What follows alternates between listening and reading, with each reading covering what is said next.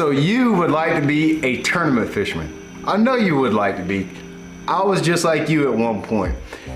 And I'm sure you're curious what it's like to actually be a professional tournament fisherman. And what I want to do in this video is kind of talk to you about some of the things that you hear about professional fishermen, but I want to give you a really good look of what it's actually like to be a professional tournament fisherman. To give you a little bit of background, I grew up around the tournament aspect of fishing. I was actually fortunate enough to where my dad was a tournament fisherman. Now, he wasn't a professional, but I grew up in around the regional tournament scene. So I had a rich foundation to kind of get me started when it comes to professional fishing. I grew up fishing behind him. I started out in club tournaments. You guys that are looking to be a professional fisherman, it's just like every other sport.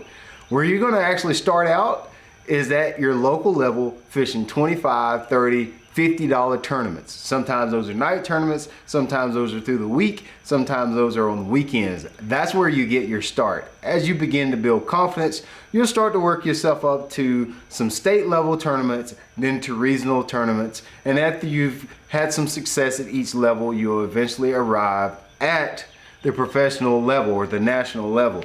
Now, for some people that takes as little as 3 to 5 years.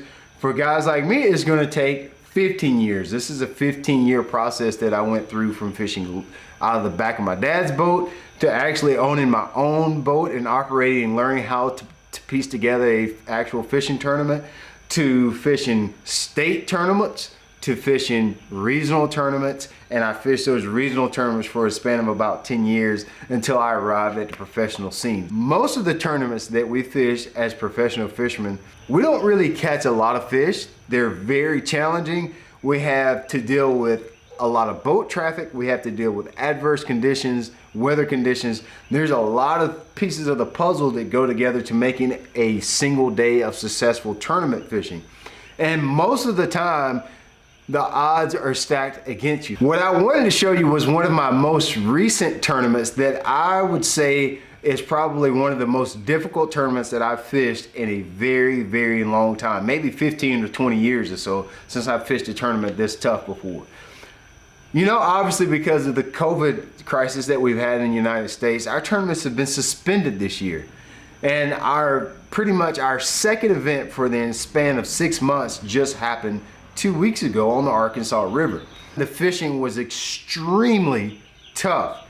That region of the country during the spring time of the year had a lot of floods. And for the predominant time during the spring of this year, the Arkansas River was flooded, which pushed the fish in locations that they normally aren't in. During our tournament, which was in June, the water started to recede. And that made fishing really, really tough. Navigating a river like this with all the floods, a lot of the sandbars, a lot of the backwaters that silted in, and it was just really a pain just to get around. Not even talking about catching a fish, just getting around on this body of water proved to be a challenge. That made this tournament very, very difficult. On the Arkansas River, it is a commercial traffic river system. What I mean by that, there's barges, there's commercial traffic, shipping and importing goods for business on this river. And we have a lot of different pools. Pool 14, 15, and 16 is what we were allowed to fish. These pools were connected by what's called a lock and dam system. So we weren't just confined to fishing in pool 15 or this one particular area of the lake. We could actually go and fish other lakes or other sections of the river that were connected by what's called a lock. So basically what we would do is drive our boats down to the lock. They would fill this lock up with water or take it down with water, to drop you down, and you would be able to go and fish a different section of that lake. It's a pretty unique thing, but here's the issue with locking to a different section of the lake. It takes a lot of time. In a tournament, we are capped on our time that we're able to fish. We have 8 hours to be able to catch our fish. And not only do you have to try to get to your areas, but you have to lock through the lock and dam system to get to whatever area you decided you wanted to fish. The reason that's a problem is the commercial traffic is priority over the tournament fishermen. Here's the problem.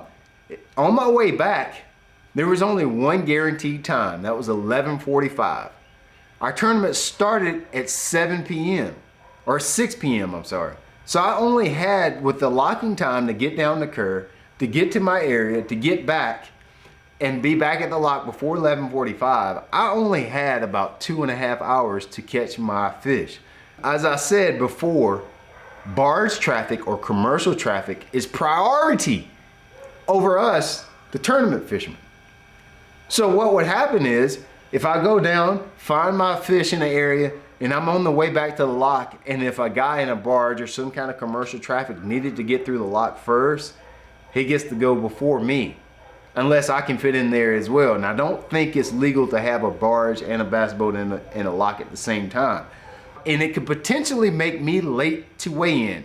For every minute that we're late to weigh in, we get a 1 pound penalty for every minute that we're late. So if I'm 5 minutes late, it's a 5 pound penalty. So you can easily see how in a tournament, I could have all of my catch washed away just because of a barge. Tournaments like this are what I think build character. This is tournaments that I think build your skill, and I think it makes you a better fisherman after it's over.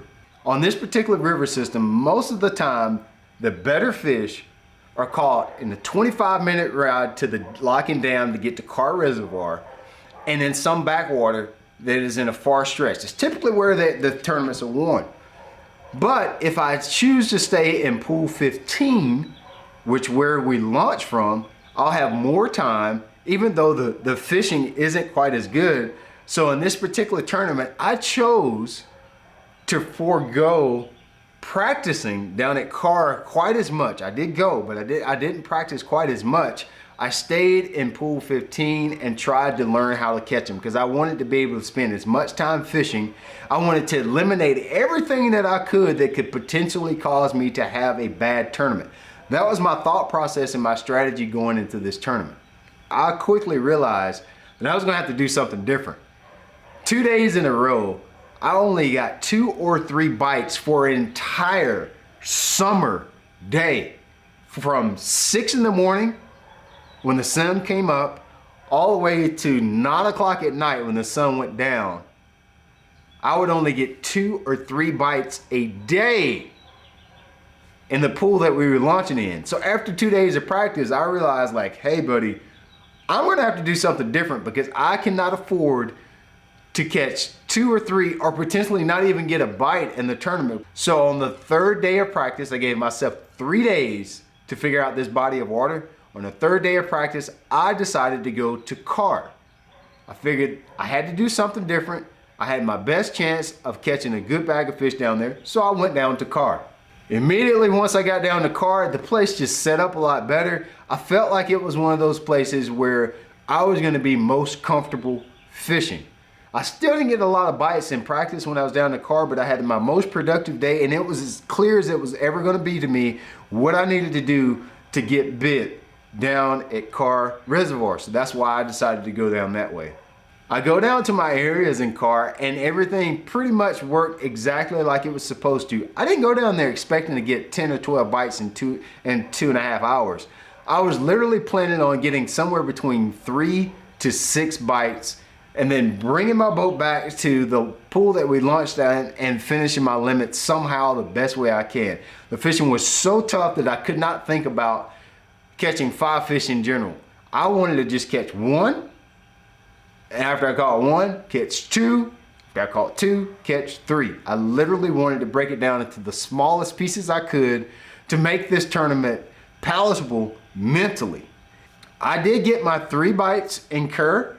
I lost one that really dearly hurt me, and I knew it was gonna hurt me the moment it got off. I said, this bite right here is gonna hurt me. Day 1, I only weighed 3 fish in this event, which sounds bad, but it really didn't put me in that bad a position. It's a 3-day event.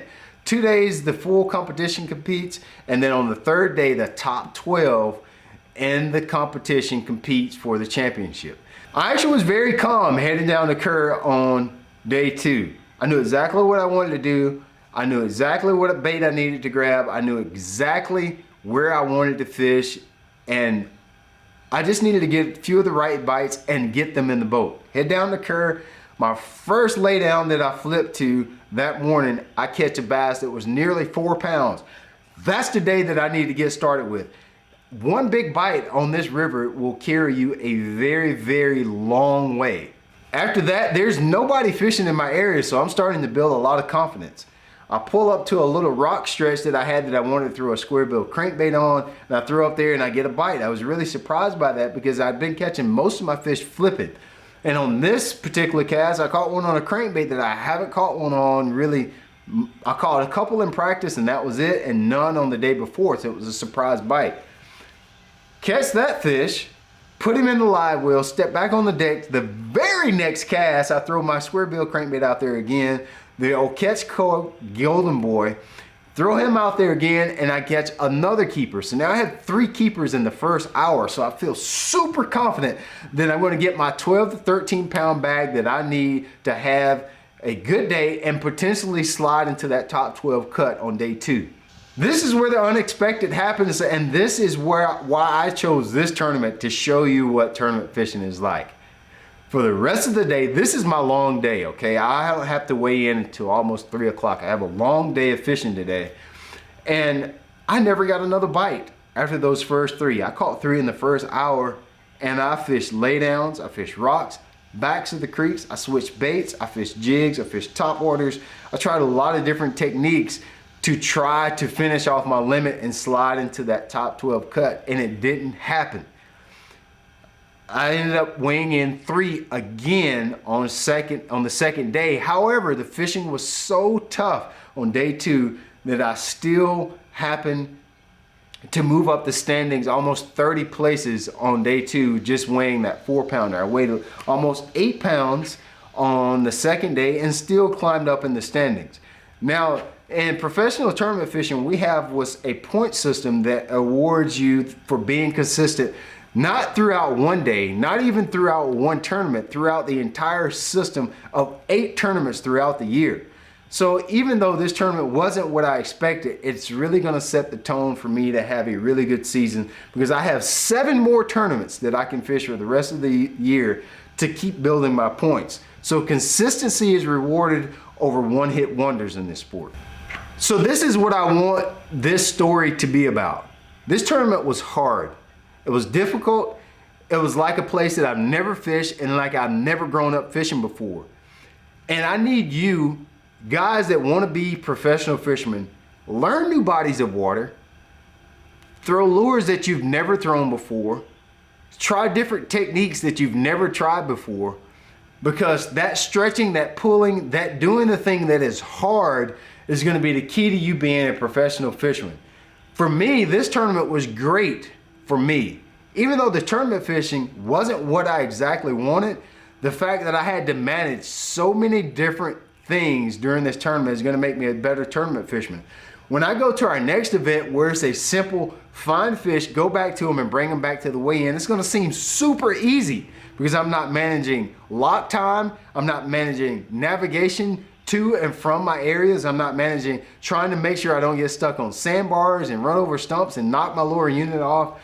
I'm not gonna have to manage so many different things, and it's gonna seem easier. So even though coming out of this event with 74th place finish out of 200 boats, I feel like I still won, and I feel like I still had a very good learning experience because this tournament pulled and pushed me to do things that I wouldn't normally do. So in your tournament fishing, no matter if you're fishing off the bank, if you're fishing club tournaments, night tournaments, or your weekend tournaments, do things that are gonna make you better. Fish places that are hard. Don't always fish the places where it's easy to catch 15 to 20 pounds. Fish those places where you only get 2 or 3 bites a day, because I promise you, as a professional tournament fisherman, you're gonna go places where it's hard to get bit, and you need to prep yourself for that now. So I hope this video will give you guys a look into what it's really like to be a professional tournament fisherman, because most of the time, the tournament organizations only show you the guys that finish in the top 12 that done well. But what you need to see is a You're not always gonna be in the top 12, but you have to turn that experience into a learning experience to make you a better fisherman. Hey, so thank you guys for tuning into the channel this week. Make sure you hit that subscribe button. Make sure you check out my YouTube channel, Brian Latimer. Leave me a comment, and I hope to make you get a step closer to becoming a professional fisherman.